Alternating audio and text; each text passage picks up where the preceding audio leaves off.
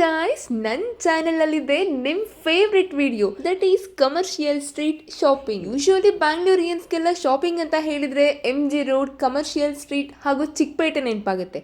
ಈ ವಿಡಿಯೋದಲ್ಲಿ ನಾನು ಕಮರ್ಷಿಯಲ್ ಸ್ಟ್ರೀಟ್ ಶಾಪಿಂಗ್ ಬಗ್ಗೆ ಹೇಳ್ತೀನಿ. ಹಾಗೇನೆ ನಾನು ಕಮರ್ಷಿಯಲ್ ಸ್ಟ್ರೀಟಲ್ಲಿ ಏನೇನು ಪರ್ಚೇಸ್ ಮಾಡಿದೆ ಹಾಗೂ ಚಿಕ್ಕಪೇಟೆ ಹಾಗೂ ಕಮರ್ಷಿಯಲ್ ಸ್ಟ್ರೀಟ್ ಇದು ಎರಡರ ನಡುವೆ ಪ್ರೈಸ್ ಡಿಫ್ರೆನ್ಸ್ ಎಷ್ಟಿದೆ ಅಂತ ಹೇಳ್ತೀನಿ. ಮಿಸ್ ಮಾಡದೆ ವಿಡಿಯೋನ ಕೊನೆ ತನಕ ನೋಡಿ. ಕಮರ್ಷಿಯಲ್ ಸ್ಟ್ರೀಟ್ಗೆ ಎಂಟರ್ ಆಗಿದ್ದ ಕೂಡಲೇ ನನಗೆ ಕಾಣಿಸಿದ್ದು ಈ ಶೂ ಶಾಪ್. ಬಾಯ್ಸ್ಗೆಲ್ಲ ಶೂಸ್ ಅಂದರೆ ಸಿಕ್ಕಾಪಟ್ಟೆ ಕ್ರೇಜ್ ಇರುತ್ತೆ. ಆ ಥರ ಕ್ರೇಜ್ ಇರೋರು ಒಂದೇ ಒಂದು ಸಲ ಈ ಶಾಪಿಗೆ ವಿಸಿಟ್ ಕೊಟ್ಟು ನೋಡಿ, ನಿಮ್ಮ ಕ್ರೇಜ್ ಖಂಡಿತವಾಗಿಯೂ ಇನ್ನೂ ಜಾಸ್ತಿ ಆಗುತ್ತೆ. ಏನಕ್ಕೆ ಜಾಸ್ತಿ ಆಗುತ್ತಪ್ಪ ಅಂದರೆ ಈ ಶಾಪಲ್ಲಿ ಪ್ರತಿಯೊಂದು ಶೂಸ್ ಸಹ ತುಂಬ ಯುನೀಕ್ ಆ್ಯಂಡ್ ಸ್ಟೈಲಿಶ್ ಆಗಿ ಇದೆ. ಆ್ಯಂಡ್ ಆಲ್ಸೋ ನೀವೇನಾದ್ರೂ ಈ ಶಾಪಲ್ಲಿ ಒಂದು ಜೊತೆ ಪೂಮಾ ಶೂಸ್ ತಗೊಳ್ತು ಅಂತ ಹೇಳಿದರೆ 2 ಜೊತೆ ಪೂಮಾ ಶೂಸ್ ಕಂಪ್ಲೀಟ್ಲಿ ಫ್ರೀ ಕೊಡ್ತಾರೆ. ನನಗೆ ಡೌಟ್ ಬಂದು ಆನ್ಲೈನಲ್ಲಿ ಪ್ರೈಸ್ ಸಹ ಚೆಕ್ ಮಾಡಿದೆ.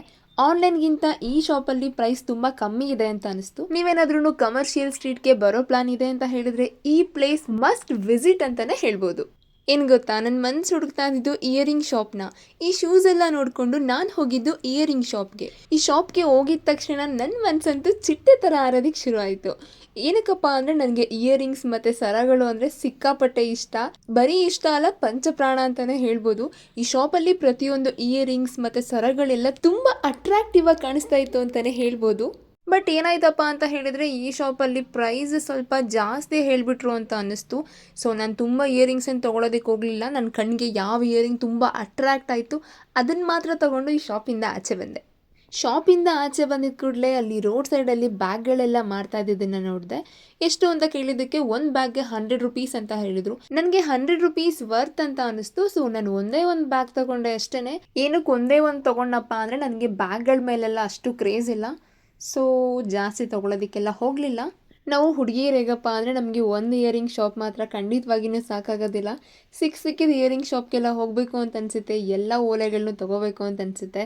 ನನಗೂ ಹಾಗೆ ಅನ್ನಿಸ್ತು. ನಾನು ಅದಕ್ಕೆ ಇನ್ನೊಂದು ಶಾಪ್ನ ಹುಡ್ಕೊಂಡು ಹೋದೆ. ಬಟ್ ಅಲ್ಲಿನ ಪ್ರೈಸ್ ಕೇಳಿ ನನಗೆ ನಿಜಕ್ಕೂ ತುಂಬ ಶಾಕ್ ಆಯಿತು.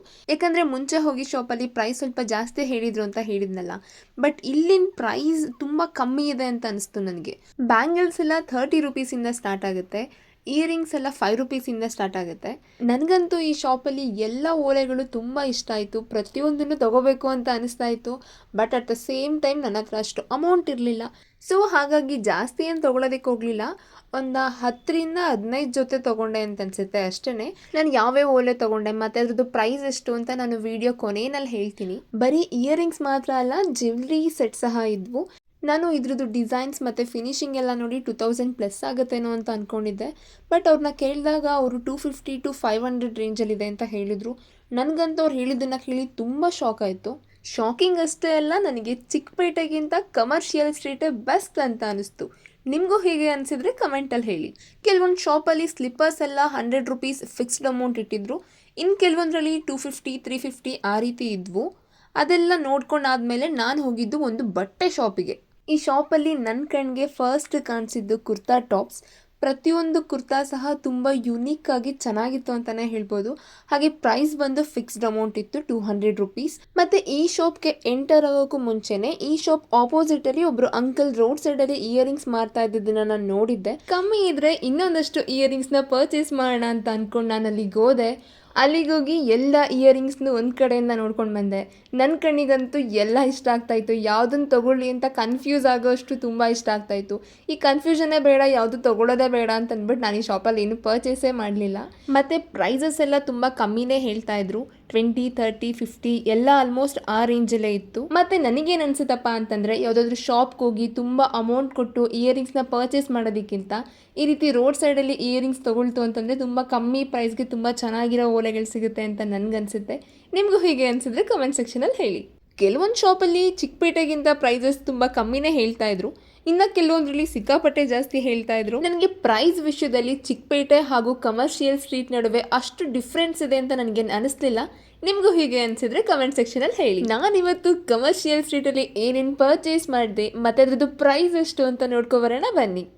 ಡೈಲಿ ವೇರ್ಗೆಲ್ಲ ಪರ್ಫೆಕ್ಟಾಗಿ ಮ್ಯಾಚ್ ಆಗುತ್ತೆ ಅಂತ ನಾನು ಈ ಓಲೆನ ಮತ್ತು ಇದೆರಡನ್ನೂ ಸಹ ನಾನು ಒಟ್ಟಿಗೆ ತೊಗೊಂಡಿದ್ದು ಒಂದೇ ಶಾಪಲ್ಲಿ. ಫಸ್ಟ್ ಇಯರಿಂಗ್ಗೆ ನಾನು 30 ರೂಪೀಸ್ ಕೊಟ್ಟು ತೊಗೊಂಡೆ ಮತ್ತು ಸೆಕೆಂಡ್ ಒನ್ಗೆ ನಾನು 20 ರೂಪೀಸ್ ಕೊಟ್ಟೆ.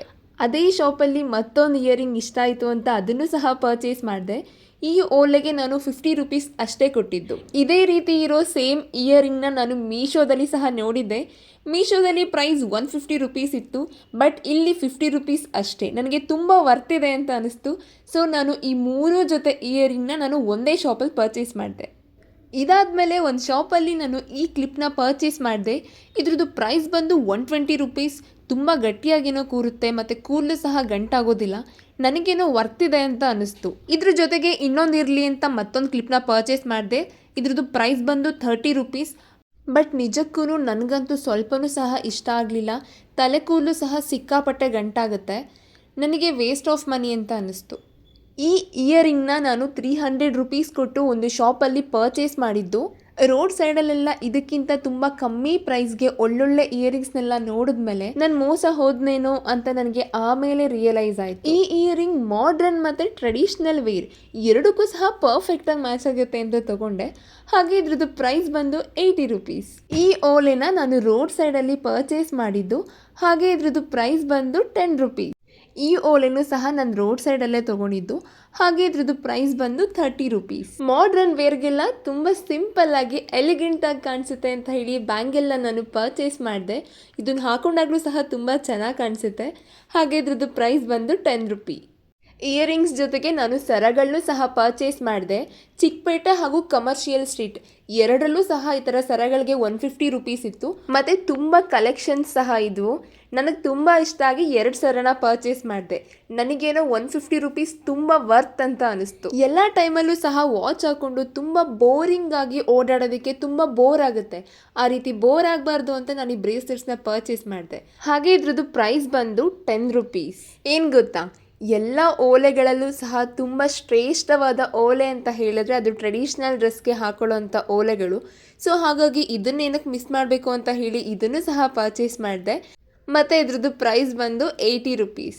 ಹಾಗೆಯೇ 300 ರುಪೀಸ್ ಕೊಟ್ಟು ಈ ಚೈನ್ನ ಸಹ ಪರ್ಚೇಸ್ ಮಾಡಿದೆ. 300 ರುಪೀಸ್ ಏನಕ್ಕಪ್ಪ ಅಂತ ಹೇಳಿದರೆ ಈ ಚೈನ್ ಯಾವಾಗಲೂ ಸಹ ಬಣ್ಣ ಬಿಡೋದಿಲ್ಲ. ಹಾಗಾಗಿ 300 ರುಪೀಸ್. 20 ರುಪೀಸ್ ಕೊಟ್ಟು ಈ ಚೈನ್ನ ನಾನು ಪರ್ಚೇಸ್ ಮಾಡಿದೆ. ಆವಾಗ ತುಂಬ ಚೆನ್ನಾಗಿ ಕಾಣಿಸ್ತಾ ಇತ್ತು ಅಂತ ಹೇಳಿ ತೊಗೊಂಡೆ.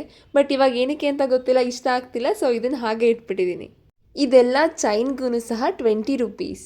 ಫಸ್ಟ್ ಇಯರಿಂಗ್ನ ನಾನು 80 ರುಪೀಸ್ ಕೊಟ್ಟು ಒಂದು ಶಾಪಲ್ಲಿ ಪರ್ಚೇಸ್ ಮಾಡಿದೆ. ಹಾಗೆಯೇ ಸೆಕೆಂಡ್ ಇಯರಿಂಗ್ಗೆ ನಾನು 20 ರುಪೀಸ್ ಕೊಟ್ಟು ರೋಡ್ ಸೈಡಲ್ಲಿ ಪರ್ಚೇಸ್ ಮಾಡಿದ್ದು. ನೆಕ್ಸ್ಟ್ ವಿಡಿಯೋದಲ್ಲಿ ನಾನು ಚಿಕ್ಕಪೇಟೆನಲ್ಲಿ ಯಾವ್ಯಾವ ರೀತಿ ಶಾಪಿಂಗ್ ಮಾಡಬೇಕು, ಯಾವುದ್ಯಾವುದಕ್ಕೆ ಎಷ್ಟೆಷ್ಟು ಪ್ರೈಸ್ ಇರುತ್ತೆ ಅಂತ ಹೇಳ್ತೀನಿ. ನಿಮಗೆ ಈ ವಿಡಿಯೋ ಇಷ್ಟ ಆಗಿತ್ತು ಅಂತಂದರೆ ಲೈಕ್ ಮಾಡಿ, ಕಾಮೆಂಟ್ ಮಾಡಿ, ಶೇರ್ ಮಾಡಿ.